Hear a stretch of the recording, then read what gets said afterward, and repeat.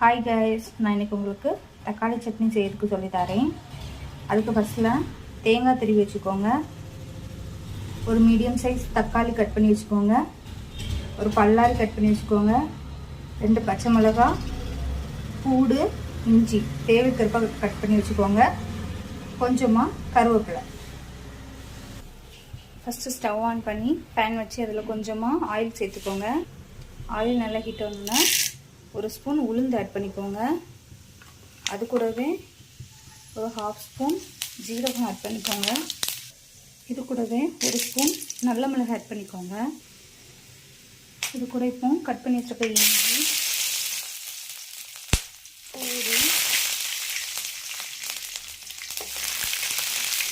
பச்சை மிளகாய், கட் பண்ணி வச்சுருக்க வெங்காயம்,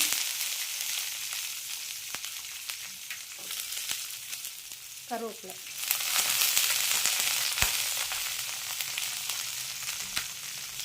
எல்லாத்தையும் ஆட் பண்ணி நல்லா வதக்குங்க.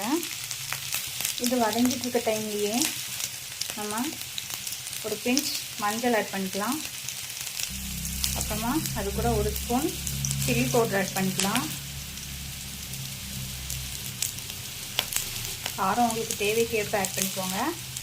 இந்த டைமில் கட் பண்ணி வச்சுருக்க தக்காளி, உங்களுக்கு தக்காளி சட்னி எவ்வளோ வேணுமோ அதுக்கேற்ற மாதிரி நீங்கள் தக்காளி கட் பண்ணி வச்சுக்கோங்க. இது கூடவே சட்னிக்கு தேவையான அளவுக்கு சால்ட் ஆட் பண்ணிக்கோங்க. ஃபைனலாக தேங்காவை ஆட் பண்ணிக்கோங்க.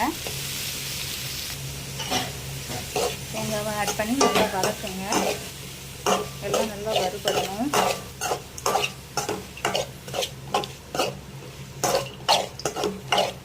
ஒரு 2 நிமிஷம் நல்லா வதங்கினதுக்கப்புறமா நம்ம இதை ஸ்டவ் ஆஃப் பண்ணி ஆற வைக்கலாம். இப்போ இது நல்லா வதங்கியாச்சு. நம்ம இப்போ ஸ்டவ் ஆஃப் பண்ணிடலாம். இது நல்லா ஆறட்டு அதுக்கப்புறமா நம்ம மிக்ஸி ஜாரில் சேர்த்து நல்லா அரைக்கலாம். இப்போ இது நல்லா ஆறியாச்சு. நான் எல்லாம் மிக்ஸி ஜாரில் மாற்றி வச்சுருக்கிறேன். இதில் தண்ணி சேர்க்காமல் நம்ம அரைச்சி எடுத்துக்கலாம். இந்த மாதிரி ஃபைன் பேஸ்ட்டாக அரைச்சி எடுத்துக்கோங்க. இனி இதை பேனில் சேர்த்து தேவைக்கேற்ப தண்ணி ஆட் பண்ணிக்கோங்க. இனி நம்ம தாளிப்பு ரெடி பண்ணிடலாம். எண்ணெய் நல்லா ஹீட் ஆகணுன்னா கடுகு நல்லா பொரிஞ்சு வர டைமில் ஜீரகம் ஆட் பண்ணிக்கலாம்.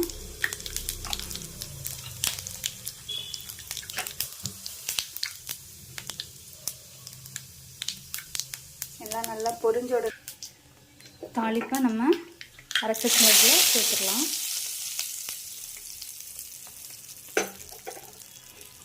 இப்போ நம்ம இதை 2 நிமிஷம் சிம்மில் வச்சு லைட்டாக கொதிக்க விடுங்க. ஏன்னா நம்ம தண்ணி ஆட் பண்ணியிருந்தோம்ல, அதுக்காண்டி தான். இந்த மாதிரி லைட்டாக கொதி வந்தோன்னா நம்ம ஸ்டவ் ஆஃப் பண்ணிடலாம். சால்ட் உங்களுக்கு தேவைன்னா இந்த டைமில் டேஸ்ட் பார்த்து சால்ட் ஆட் பண்ணிக்கோங்க. பாய் கைஸ், நீங்கள் வீட்டில் ட்ரை பண்ணிவிட்டு எப்படி இருக்குன்னு சொல்லுங்கள்.